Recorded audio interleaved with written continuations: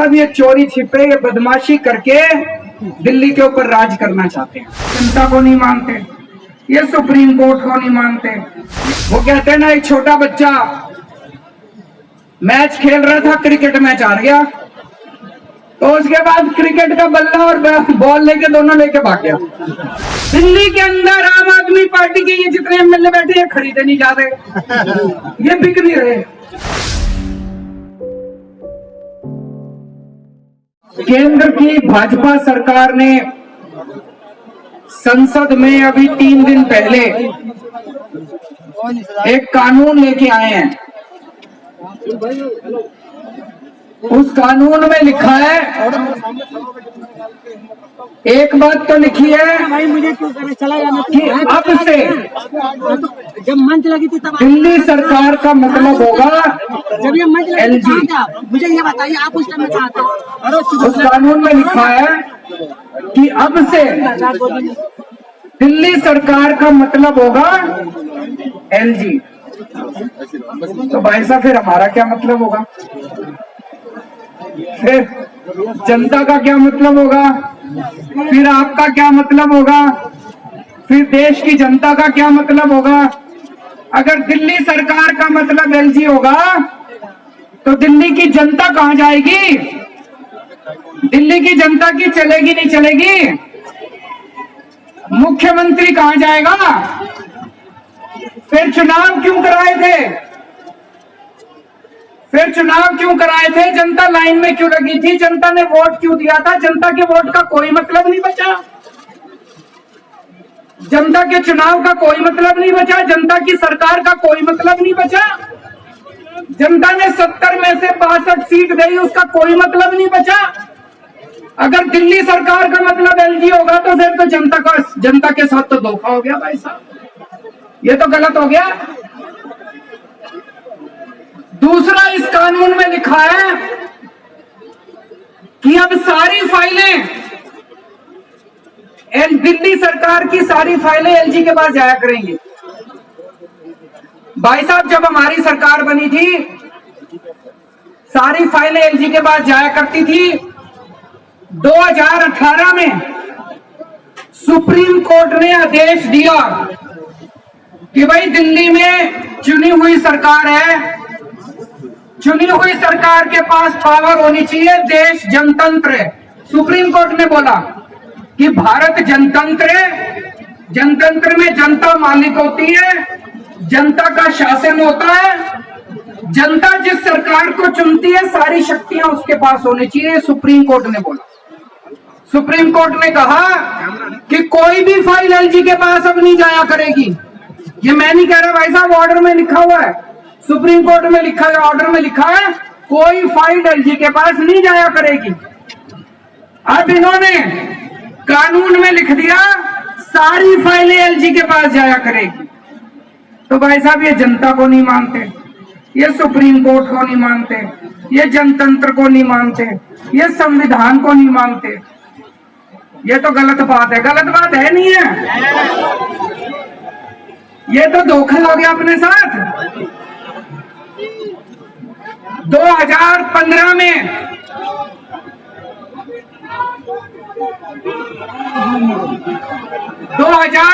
में दिल्ली विधानसभा के चुनाव हुए। जनता ने आम आदमी पार्टी को 70 में से 67 सीट दी। फिर 2020 में चुनाव हुए, जनता ने 70 में से 62 सीट दी। फिर अभी उपचुनाव हुए एमसीडी के, जनता ने एमसीडी के उपचुनाव में बीजेपी को 0 सीट दी। तो भाई साहब दिल्ली की जनता साफ साफ यही तो कह रही है कि हमको बीजेपी नहीं चाहिए,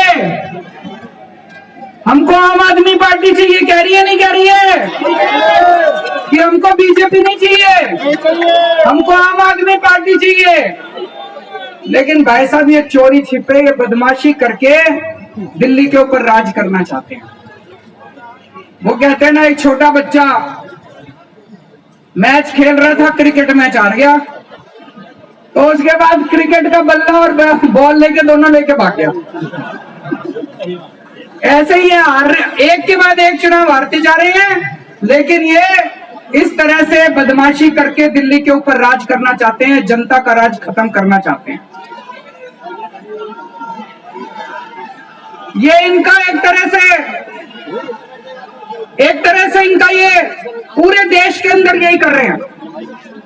चुनाव कराते हैं, अगर चुनाव में हार जाएं तो दूसरी पार्टियों के एमएलए खरीद लेते हैं और वहां पे सरकार गिरा देते हैं। करते नहीं करते पूरे देश के अंदर? दिल्ली के अंदर आम आदमी पार्टी के ये जितने एमएलए बैठे हैं खरीदे नहीं जा रहे, ये बिक नहीं रहे। कोशिश तो बहुत करी इन्होंने, ये बिक नहीं रहे।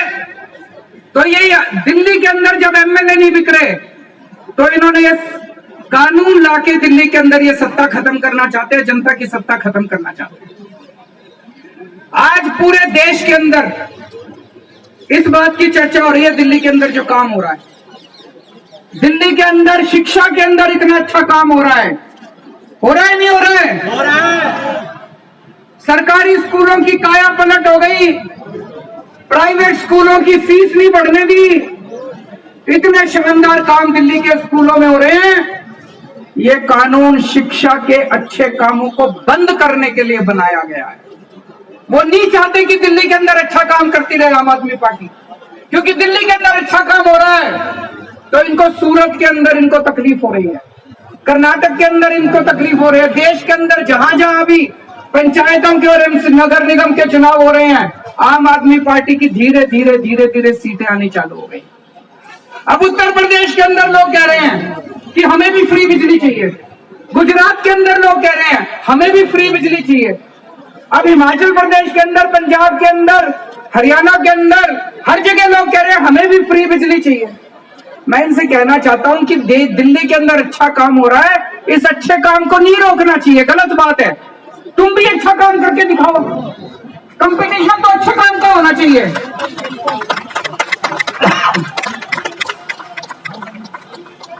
अब तुम गुजरात में बिजली फ्री कर दो, देखो हमारी एक भी सीट नहीं आएगी सूरत में, काम तो तुम करोगे नहीं, और दिल्ली में जो अच्छे काम हो रहे हैं उसको भी रोकोगे।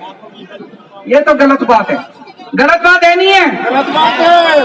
अगर तुमने वोट चाहिए, तुमको वोट चाहिए, तुम भी अच्छे काम करो। जैसे दिल्ली में आम आदमी पार्टी अच्छे काम कर रही है, तुम भी दूसरी जगह अच्छे काम करो, तुमको भी वोट देंगे लोग।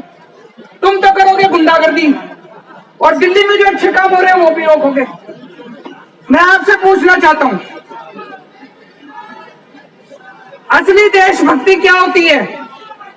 असली देशभक्ति है कि अगर देश के किसी भी कोने में कोई अच्छा काम कर रहा हो, चाहे कोई कर रहा हो, चाहे पक्ष कर रहा हो, विपक्ष कर रहा हो, कोई अच्छा काम कर रहा हो, अगर मैं सच्चा देशभक्त हूं तो मैं उसका साथ दूंगा नहीं दूंगा। और अगर मैं गद्दार हूं तो उसका काम रोकूंगा मैं। अगर मैं भारत का दुश्मन हूं तो उसका काम रोकूंगा मैं, अच्छे काम को रोकूंगा मैं। ये दिल्ली के अंदर जो अच्छे काम को रोकना चाह रहे हैं ये ठीक नहीं कर रहे, ये देश के साथ सही नहीं कर रहे, देश के साथ, भारत के साथ सही नहीं कर रहे। तो मैं आज दिल्ली की जनता की तरफ से, भारत की जनता की तरफ से केंद्र सरकार को अपील करना चाहता हूं कि आज इतने लोग यहां इकट्ठे हुए हैं, ये तो फिर भी थोड़े ही आए हैं। इससे ये मत आकिए दिल्ली के एक एक आदमी के दिल में, मैं देख रहा था 3-4 दिन से ये टीवी चैनल वाले सारे सर्वे चला रहे हैं, 90% लोग दिल्ली के कह रहे हैं गलत कर रही है केंद्र सरकार। सर्वे में भी आ रहा है। मैंने देखा कुछ पत्रकार सड़क के ऊपर अपना कैमरा लेके घूम रहे थे, सबसे पूछ रहे थे हाँ भाई दिल्ली सरकार किसको चलानी चाहिए, केजरीवाल को चलानी चाहिए कि केंद्र सरकार को? 90% लोग कह रहे थे कि केजरीवाल को चलानी चाहिए, हमने उसको चुना। तो मैं केंद्र सरकार को अपील करना चाहता हूं कि अभी भी इस कानून को वापस ले लो। अभी ये कानून वापस नहीं हुआ, इस कानून को वापस ले लो। जनता की ताकत को मत छीनो, जनता के साथ धोखा मत करो। 1947 में आजाद हुआ था देश, 75 साल हो गए। आज देश अपनी आजादी के 75 साल मना रहा है। इस 75 साल में तुम यही करोगे? इस 75 साल में यही तोहफा दोगे देश को? भगत सिंह फांसी पे क्यों चढ़ा थे? चंद्रशेखर आजाद, भगत सिंह, राजगुरु, अशफाकुल्ला खान, सुभाष चंद्र बोस, बाबा साहब अम्बेडकर, उन लोगों ने क्यों कुर्बानी दी थी? उन लोगों ने कुर्बानी दी थी, अंग्रेज जाएंगे, भारत में जनतंत्र होगा, जनता सरकार चुनेगी, वो सरकार जनता के लिए काम करेगी।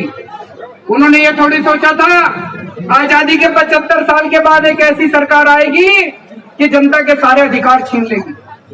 तो मैं केंद्र सरकार से अपील करना चाहता हूं कि आजादी के 75 साल के अंदर इस किस्म के काली हरकत मत करो, इस किस्म की गंदी हरकत मत करो, देश के साथ इस किस्म का धोखा मत करो। और मैं दिल्ली की जनता को भरोसा देना चाहता हूं, चिंता मत करना, ये जो मर्जी हमारी शक्तियां छीन ले, ये जो मर्जी कर ले। आपको याद है जब सुप्रीम कोर्ट का आदेश नहीं आया था, सारी फाइलें एलजी के पास जाया करती थी। हम आपके लिए सीसीटीवी कैमरे लगाना चाहते थे पूरी दिल्ली में। एलजी साहब ने 1 साल तक फाइल रोके रखी है सीसीटीवी की, 1 साल तक सीसीटीवी की फाइल रोके रखी। फिर मैं, मनीष सिसोदिया जी, गोपाल राय जी और सतेंद्र जैन, हमने एलजी साहब के घर के अंदर जाके धरना कर दिया और आपकी फाइल पास करा के लाए थे। तो दोस्तों, अपने सामने अब 2 काम है, दिल्ली की जनता के सामने 2 काम है। एक, हम ये संघर्ष करते रहेंगे कि जिसके लिए हमारे आजादी के दीवाने लड़े थे, उन्होंने कुर्बानियां दी थी कि सत्ता जनता के हाथ में होनी चाहिए, ये सत्ता वापस जनता के हाथ में लेके रहेंगे। और दूसरा, कोई भी काम नहीं रुकने देंगे, जितने दिल्ली के विकास के काम हैं, सारे विकास के काम होंगे। इसके लिए चाहे मेरे को इनको पैर पकड़ने पड़े और चाहे इनको हाथ पकड़ के थोड़ा सा। खबरों में बने रहने के लिए फोरम 4 को सब्सक्राइब करें और नोटिफिकेशन पाने के लिए बेल आइकन दबाएं।